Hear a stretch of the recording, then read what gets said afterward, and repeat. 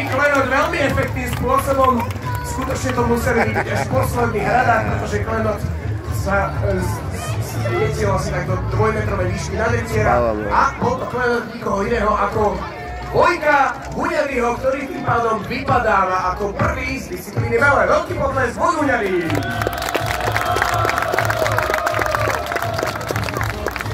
No a my tým pádom môžeme pokračovať v 6. Páni, ak sme pripravení, hlásime boji!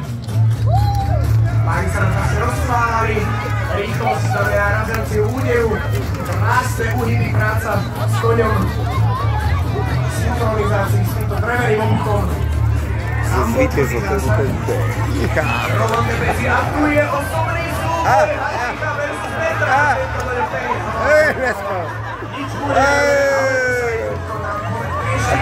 Žiadny ten šapát, takmer prišiel o svoj klenot, ale ešte drží. Uvidíme, či to zvládne. Máme tu dole, máme dole. Pani rytieri, stop. Ako druhý. Túto disciplínu opustí Bertrand de Bézier. Veľký potles.